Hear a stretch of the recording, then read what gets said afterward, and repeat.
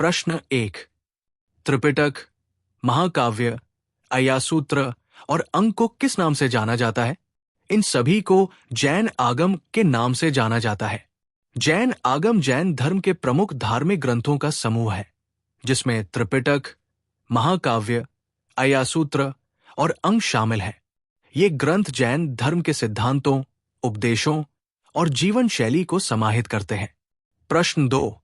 शून्य का सिद्धांत किसने प्रतिपादित किया था?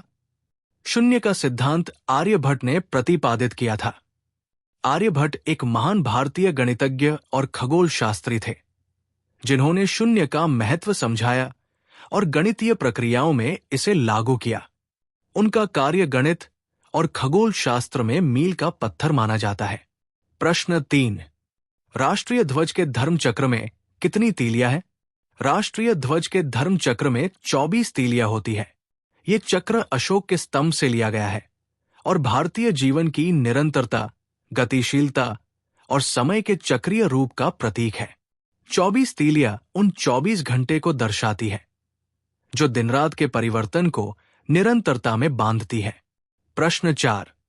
मिलिंद पन्हो के लेखक कौन थे? मिलिंद पन्हो के लेखक नागसेन थे। ये बौद्ध धर्म का एक महत्वपूर्ण ग्रंथ है, जिसमें राजा मिलिंद और भिक्षु नागसेन के बीच एक संवाद के रूप में धार्मिक और दार्शनिक विषयों पर चर्चा की जाती है। इस ग्रंथ में बौद्ध धर्म के सिद्धांतों की गहरी व्याख्या की गई है। प्रश्न 5। तिब्बत में बौद्ध धर्म का प्रचार करने वाले बौद्ध भिक्षु कौन थे? तिब्बत में बौद्ध धर्म का प्रचार करने वाले प्रमुख बौद्ध भिक्षु पद्म संभव थे। उन्होंने 8वीं सदी में तिब्बत में बौद्ध धर्म फैलाया और तिब्बती बौद्ध धर्म के संस्थापक माने जाते हैं। उन्होंने तिब्बत में बौद्ध धर्म को अपनाने में महत्वपूर्ण भूमिका निभाई और वहां के लोगों को बौद्ध धर्म के सिद्धांतों से अवगत कराया। प्रश्न 6। प्राचीन भारत में किसके शासनकाल में गांधार कला अपने चरम पर पहुंची? गांधार कला अपने चरम पर कुषाण काल के दौरान पहुंची।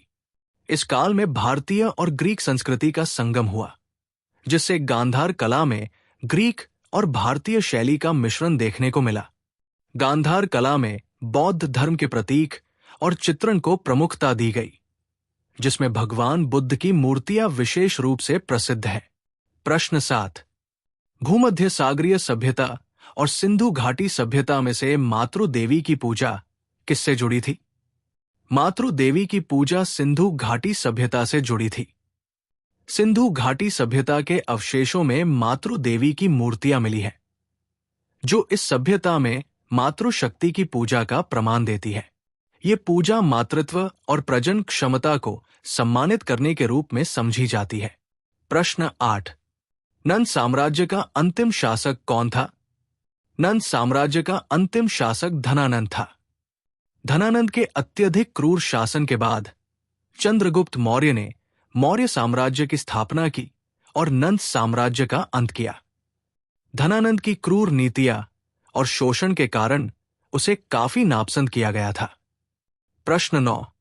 सांची स्तूप का निर्माण किसने कराया था? सांची स्तूप का निर्माण सम्राट अशोक ने कराया था। ये स्तूप बौद्ध धर्म के प्रसार और भगवान बुद्ध के अवशेषों को संरक्षित करने के लिए बनाया गया था। ये स्तूप भारतीय बौद्ध वास्तुकला का महत्वपूर्ण उदाहरण है।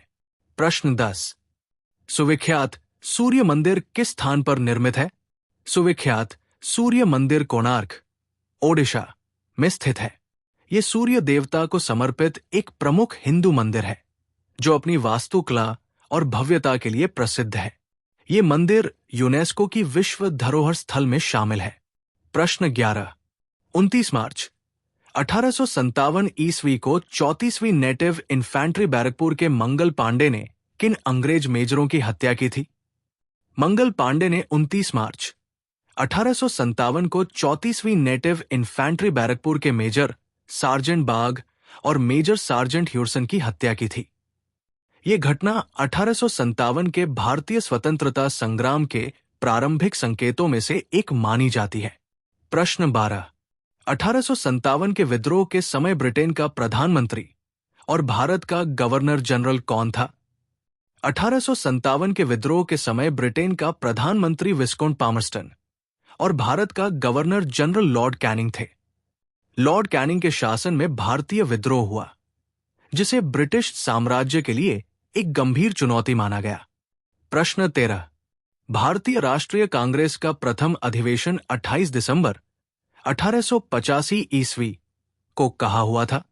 भारतीय राष्ट्रीय कांग्रेस का प्रथम अधिवेशन 28 दिसंबर 1885 को बंबई स्थित गोकुलदास तेजपाल संस्कृत विद्यालय में हुआ था। ये अधिवेशन भारतीय राजनीति के एक नए युग की शुरुआत के रूप में देखा जाता है। प्रश्न 14। राष्ट्रीय स्वतंत्रता आंदोलन में दादा भाई नौरोजी, सुरेंद्रनाथ बनर्जी, फिरोज शाह मेहता, गोविंद रानाडे, दीन शाह वाचा, गोपाल कृष्ण गोखले और मदन मोहन मालवीय को माना जाता है। इन्हें उदारवादी नेता के रूप में जाना जाता है। इन नेताओं का उद्देश्य ब्रिटिश साम्राज्य के खिलाफ संघर्ष को संवैधानिक और शांतिपूर्ण रूप से चलाना था। प्रश्न 15। भारतीय राष्ट्रीय कांग्रेस की अध्यक्षता करने वाले प्रथम मुस्लिम अध्यक्ष और प्रथम अंग्रेज अध्यक्ष कौन थे? भारतीय राष्ट्रीय कांग्रेस के प्रथम मुस्लिम अध्यक्ष बदरुद्दीन थियबजी थे और प्रथम अंग्रेज अध्यक्ष जॉर्ज यूले थे। प्रश्न 16। 1894 ईस्वी में गणपति महोत्सव और 1895 ईस्वी में शिवाजी महोत्सव बंबई में किसके प्रयासों से प्रारंभ हुआ था? बाल गंगाधर तिलक के प्रयासों से गणपति महोत्सव और शिवाजी महोत्सव बंबई में प्रारंभ हुआ था। इन महोत्सवों के माध्यम से उन्होंने भारतीय राष्ट्रीयता और एकता का प्रचार किया। प्रश्न 17।